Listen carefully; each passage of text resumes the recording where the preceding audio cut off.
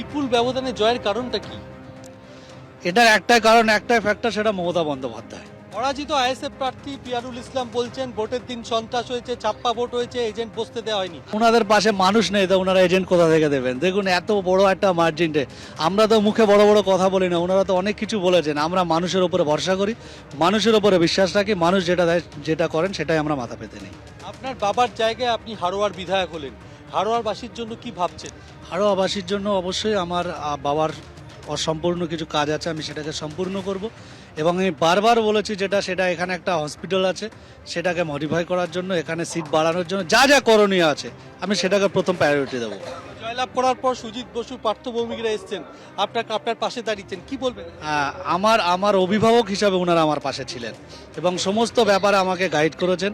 আজকেও আমি ওনাদেরকে প্রণাম করে বলেছি যে আগামী দিনেও আমাকে এইভাবে গাইড করবেন, আমার ভুল হলেও আপনারা বকবেন, আপনাদের ছেলের মতো, আপনাদের ভাইয়ের মতো আমাকে গাইড। আপনার টিকিট পাওয়া নিয়ে দলের একটা অংশ মধ্যে মতপার্থক্য দেখা দিয়েছিল, এই বিপুল ব্যবধানে জয় কি তার উত্তর?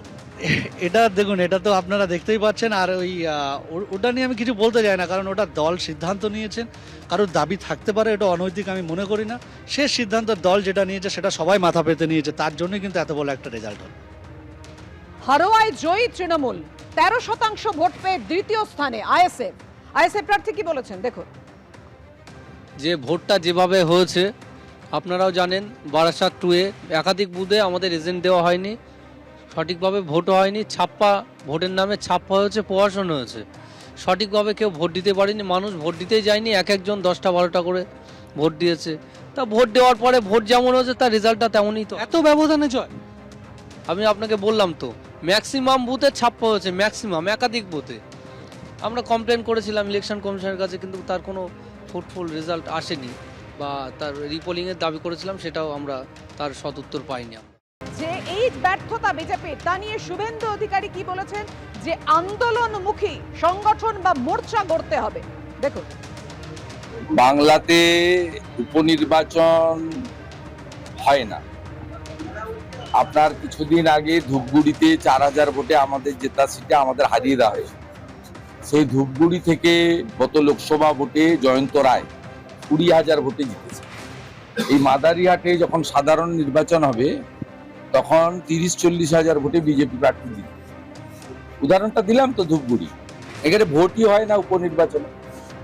যে মেদিনীপুরে পুলিশ একটাও পোলিং এজেন্টকে কাউকে বাড়িতে থাকতে দিয়েছে?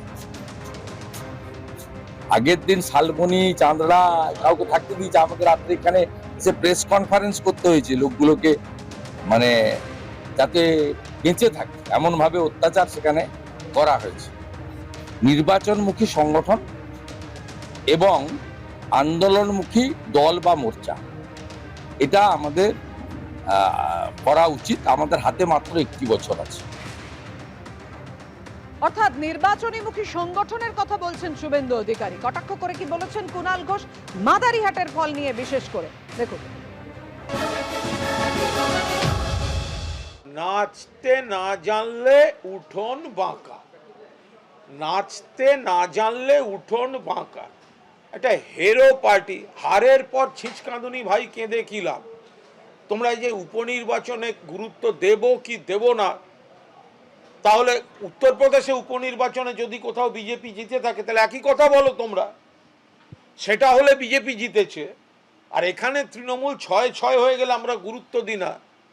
তোমরা সব গুরুত্ব দিয়েছ, বিজেপি সর্বশক্তিতে, সিপিএম সর্বশক্তিতে, বাকিরা সর্বশক্তিতে, তাতেও মানুষ তৃণমূল কংগ্রেসকে আশীর্বাদ করেছেন, জিতিয়ে দিয়েছেন।